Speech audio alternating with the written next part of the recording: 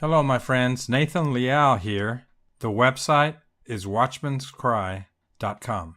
On Monday, April 27th, 2015, Lieutenant Colonel Mark Lastoria of the United States Army made a trip to Texas to meet with Bastrop County Commissioners to answer a few questions about the coming Jade Helm exercise. Over 150 concerned citizens showed up. During the meeting that lasted almost 2 hours, a question was asked about the Jade Helm logo. Lieutenant Colonel Lastoria responded with words that left the people's questions unanswered, and he also denied what has already been proven. And because of his answers, I'm left with suspicion about Jade Helm. So in this video, we're going to take a look at the question that was asked about the Jade Helm logo, and then we're going to talk about it. I have a question from downstairs. Explain the title Jade Helm 15 logo. What does that mean? The logo? What is Jade Helm 15? Is it an acronym? Is it No, it is not an acronym. code words? Right. No, there's no code words with it. Okay, stop the tape. First of all, he says that it's not an acronym and the word means nothing. And, well, we're going to talk about that. And I'm going to show you, ladies and gentlemen, the word Jade Helm does stand for something. But before I do, listen to the rest of his comments. Here we go. Somebody made an acronym for it. They were very creative in their thought process on alternative media to come up with that. Very creative indeed. Stop the tape. Hold on. He said somebody on the alternative media came up with a very creative meaning for the word Jade Helm, but it's not an acronym and it means absolutely nothing. So right out of the gate, he's telling us that there's no meaning for the word Jade Helm. Now, if that's true, ladies and gentlemen, over the last few weeks, the alternative media has been doing research. I myself have also been doing it, and over the last few weeks, I have released several videos, and I've also shared on the Hagman and Hagman program my findings. But just real quick, he said it means absolutely nothing. If that is true, then what does this mean right here? Look at this, ladies and gentlemen. This is a snapshot from the Jade project that has been going on since middle to the late 90s. And as you can see right here, it says University of Maryland, College Park. It says Carnegie Mellon University. It has a reference to DARPA in the top right. The Jade Military Planning System computer program has been in development for almost 20 years. And the United States military has a new transformation doctrine where computer programs / military planning systems are going to aid in special operations and in regular operations. That's the future of the United States military. And the Jade program is a big part of it. Here's another slide of the Jade program. It tells what it does, what it's about. It's a case-based generative planner. In other words, it's an AI program, artificial intelligence. The Jade program is made up of 3 separate systems. One of them is the Prodigy Analogy System, another one is the Parka system, and then the third one is the Format system. The Format system is a force deployment planner. It is able to use artificial intelligence to calculate and analyze the best method of an operation by our special forces. And programs like this will be able to speed up the difficult tasks that commanders have to deal with when trying to calculate the best method of an exercise. It calculates for the least amount of risk to human life and also for the least amount of equipment to be used. Now, on paper, this is a great program because it does save the military money. It allows them to modify the planning. It offers suggestions on the fly that are relevant, and it allows the mission to be more successful. It allows the special forces to have a higher state of readiness. It's a great program for strategizing. Our U.S. military can use programs like this. They are very effective. But the first thing that, right out of the gate, ladies and gentlemen, the first thing that must be established is that the Jade program does exist. I have it right here. You can see it in front of you on your screen. So to say that it stands for nothing leaves me wondering why they would say such a thing. Jade stands for Joint Assistance for Deployment and Execution. And the joint assistance involves real people with computer software, with technology. That is the assistance that the military is getting. And by the way, the integration of computer programs and AI technology is a program that is much bigger. And when I first started researching this, I did not imagine that it was going to become as large as it did. The rabbit holes that it led to leave me concerned, because in a perfect world, if we had 100% trust in our government, that would be one thing. But we do not live in a perfect world. And from the concerned citizen's point of view, ladies and gentlemen, the Obama administration has proven itself to be untrustworthy.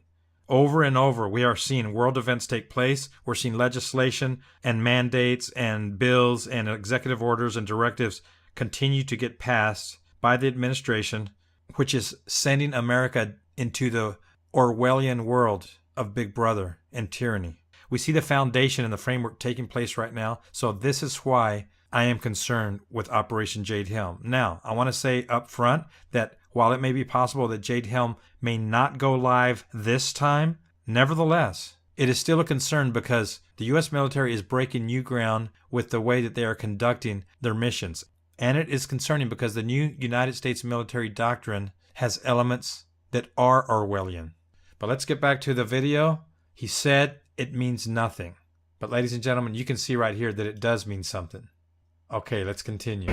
Bottom line, this is a joint DoD recognized exercise. So any training exercise that is recognized at the DoD and a gun level has to have a training exercise name associated with it. Jade Helm has no special significance whatsoever, period.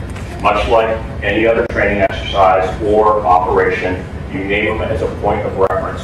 So that way when somebody comes into my office and starts talking about Jade Helm, I know exactly what they're talking about. It's an index. Okay, ladies and gentlemen, now he just said it means absolutely nothing. It's a point of reference. However, we do find the name Jade in military planning software over and over. Now, it is possible that the Jade program is not the only program they're going to be using when they do this exercise. It is possible because there are several military planning software programs. Besides the Jade program, another one is called Deep Green, developed by DARPA over the past few years. It's a program that does a similar thing. It features advanced predictive capabilities, and it allows the computer to efficiently and accurately predict possible future scenarios. And I'm reading from the description of it right here. It says, Deep Green is a project that ran under the Information Processing Technology Office of the Defense Advanced Research Projects Agency, which is DARPA. So Deep Green is a project of DARPA, and the purpose of the project was to develop a decision-making support system for United States Army commanders. So it's a similar type project, and it's able to accurately predict possible scenarios on the battlefield.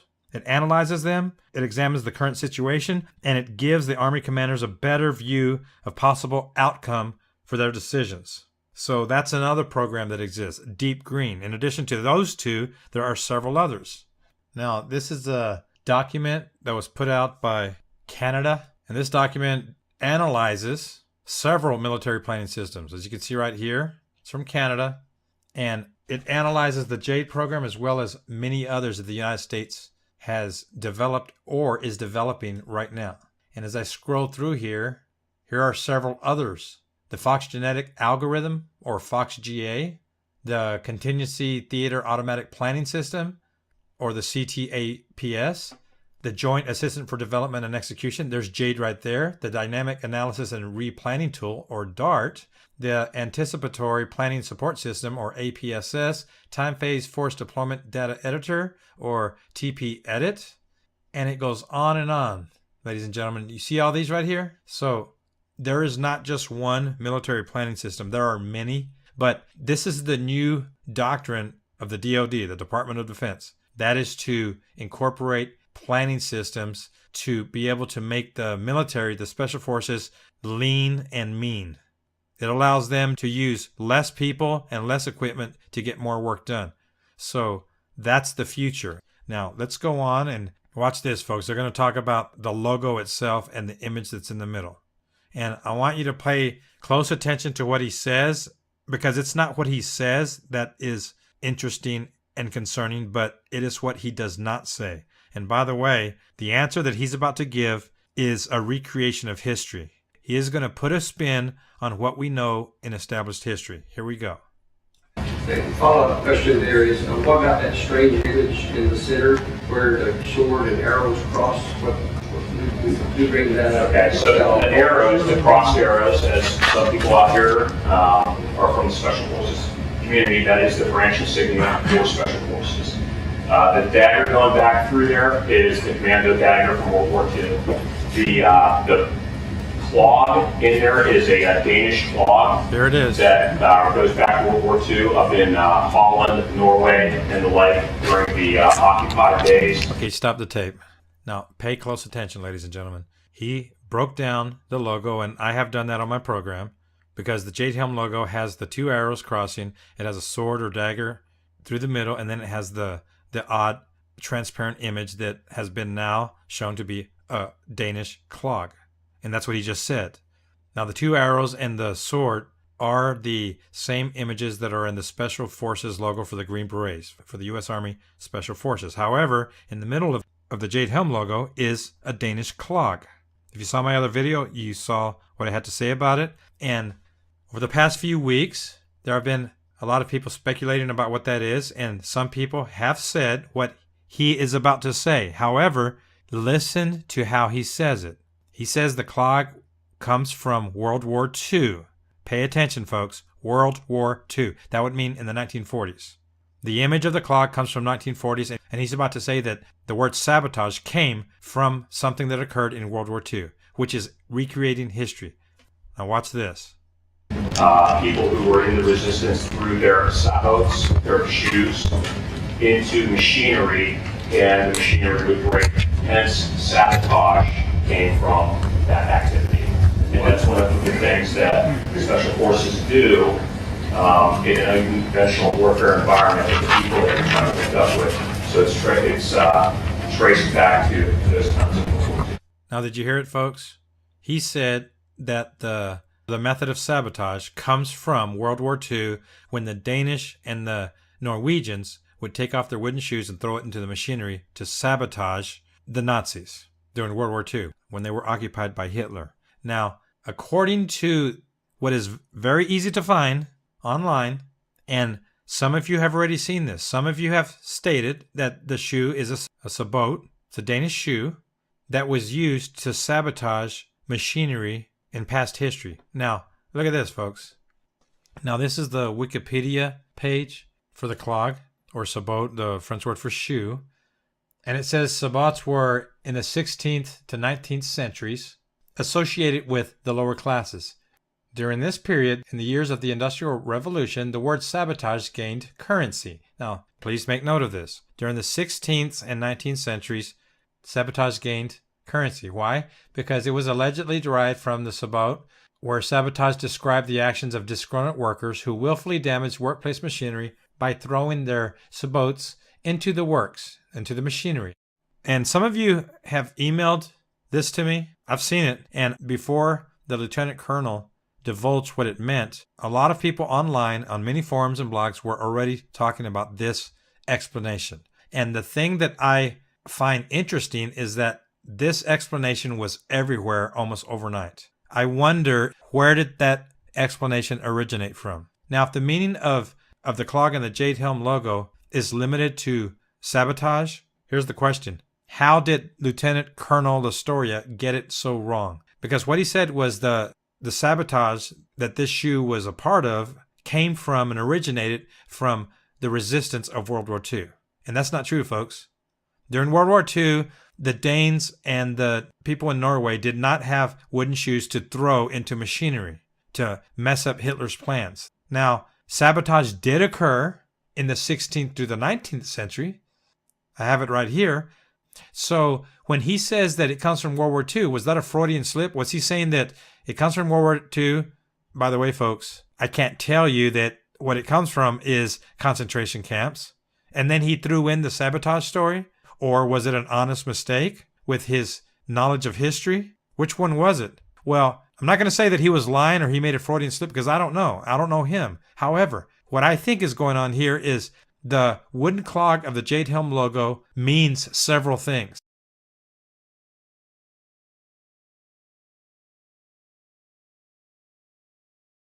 Now, he stated that it's part of unconventional warfare that special forces take part in, and so they practice to do sabotage. If that's the case, special forces do carry out sabotage. However, the insignia on the Jade Helm logo is a transparent image. It's a ghostly image. It's like it's showing the images of people who once existed but no longer are here, people who are dead. And because of that, I believe that the clog on the Jade Helm logo, it has several layers of meaning. On the surface, it may mean sabotage, but since he mentioned World War II, I submit this, folks, it also means internment, extraction, and work camps and death camps in a FEMA concentration camp. It also means that because special forces practice extracting people or eliminating people or assassinating people or sabotaging the plans of people. They deal with people on various levels, depending on the mission, depending on the target, depending on the threat level of the target. So when he says the sabot comes from sabotage, folks, do you see it? He messed up history. He got it wrong. He was off by several centuries. So I have to ask this question. Why was he off? Why did he explain it in error? In plain sight, he said it. He mentioned World War II with something that did not happen. So a huge question mark that makes the mystery of Jade Helm even more mysterious. Now, let's go on and hear what else he had to say. Moving on. And one more thing on the logo. Who made up the subtitle Master of the Human Domain, and what does that mean? So Master of the Human Domain is a construct that we operate in. It's actually the human domain. It's recognized at the Army level, and what that is there is no longer a linear battle. Listen to this, folks. After 14 years. So if you think that there's going to be another great war where it's the Allies against the Axis, or even the American-led efforts against the North Koreans and the Chinese, that's just not how warfare is conducted anymore. It's asymmetric in nature. Okay, stop. He said that regular warfare, linear warfare, where it's state against state, the United States against Russia, the United States against China, or any other country, he said that's not how warfare is conducted. So basically, he is saying that he has a crystal ball and the United States and Russia will not fight one another in the future. He's saying that we will not have a war against another state. Now, if that is the outlook of the United States military, I would say that that is a very nearsighted outlook because we are going to have a war with Russia and China in the future.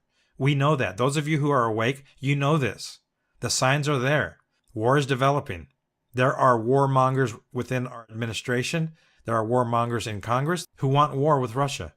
So if our U.S. military does not believe that we will ever have war in a symmetric level again, they are very mistaken. And if they are only planning to have a different type of war, then, well, I guess that's going to fulfill what we fear, right, folks? Because there are a lot of people, there are many of you who are concerned that in the next war, the United States will not win, that we are going to be invaded, which I do believe eventually is going to happen. And it's going to happen because the United States military is not planning accordingly for a state-to-state type of theater.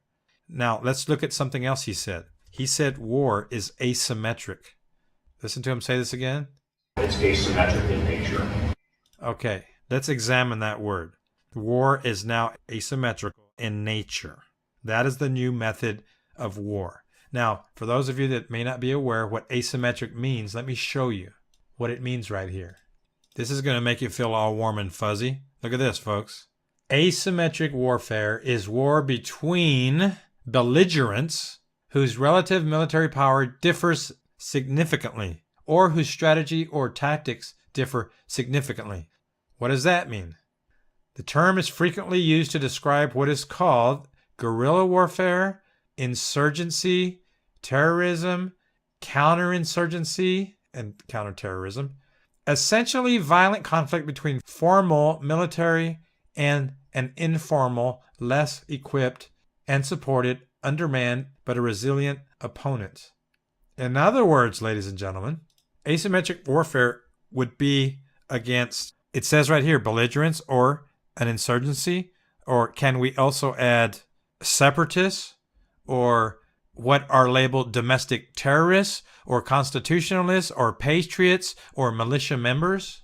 So, ladies and gentlemen, asymmetric warfare would be the type of warfare that would be carried out by a tyrannical government against their citizens who are resisting them. Now, folks, think about this. If and when martial law takes place, and if and when the United States government becomes tyrannical and decides to start rounding up free citizens who are free thinkers, who are constitutionalists, who are labeled by the administration in power at the time as domestic terrorists, if and when that time comes, there will be an insurgency by free citizens who will want to counter this. If the United States government became tyrannical and started rounding up innocent citizens, then the United States government would become a domestic enemy to the freedoms that are established by the Constitution. And at that time, there would be a civil war. There would be free citizens and patriots who were trying to resist that, who are attempting to resist that. And for the elements of the U.S. military who remained faithful to the U.S. military to fight the uprising and try to resist it, their method of warfare will be asymmetric warfare. So think about this, folks. Jade Helm is an exercise to practice asymmetric warfare against belligerents. It is an exercise to fight against insurgents, guerrillas, freedom fighters, separatists, whatever label you want to call them. Now, officially, Lieutenant Colonel Mark Lastoria stated that this is an exercise so that our special forces can be trained. And he also stated that the purpose of Jade Helm was so that they could practice in terrain that they did not already know. Because according to him, even though the United States military has a lot of terrain, the soldiers are too familiar with it, and thereby it's not as effective. So they have to practice in terrain that they are not familiar with. But since he stated this is for asymmetric warfare, is it possible that it's also practice for the coming undertaking of martial law? Is it possible, folks? And is it also possible that if that were the case, is it possible that he doesn't even know? Is it possible that the lieutenant colonel is telling the truth because of compartmentalizing? He's not going to know all of the nefarious plans that are in the future of America. It's possible he doesn't know. So I also want to give him that benefit of the doubt. But since we do know the future of America, ladies and gentlemen, asymmetric warfare will be one of the tactics used against American citizens. And Jade Helm is an exercise to practice for it. Okay, let's move on. The question was asked, what does master of the human domain mean? Listen to what he says.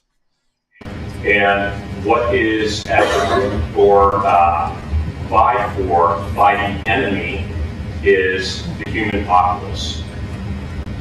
You have a gentleman in the Middle East, we'll call him Abdullah Ali. Okay, so Abdullah Ali is able to provide you food when you can't get food. He's able to get you clean water when you can't get clean water. He's able to start up a school in your local community. And then one day, Abdullah Ali comes to you and says, hey, would you mind hiding this anti-aircraft missile for me? He's never asked that population for anything before, but he has only provided. He has worked the human domain. They take the anti-aircraft missile and they hide it for him. It is population centered. How do we counter his credibility, his influence that he has when we come in and we move into an area for 3 days, 4 days at a time? How can you instantly pick that apart and figure it out? That is the human domain that we operate. Okay. Did you hear what he said, folks? When there is a person who has favor with his local community, who I would suppose is living in an area where the United States military is occupying or visiting or spreading democracy or spreading freedom. So you have this gentleman who has a good relationship with his people, but then that same gentleman is a part of some sort of resistance, and he asks his local villagers or townspeople if they will hide an anti-aircraft missile for him, and they do. So how does the U.S. military go into that village and find out who he is and convince the people that he's a bad man? How does the military do that? He doesn't answer. He says that is what mastering the human domain is. That's the challenge. Now, if you noticed, he didn't give you the answer of how that takes place. And to explain it would take a long time. And I have gone into great detail in some of my other programs to explain it. But in summary, mastering the human domain requires that the U.S. military has sent people in beforehand who are human terrain experts, social scientists, who have infiltrated the village and who have become basically spies in that village and discovered who that gentleman is. They have taken names, they have attended meetings and mixed in. They have practiced and honed the skills of mixing in with the local community and appeared as friendly so that they are able to extract information from the locals about the belligerents.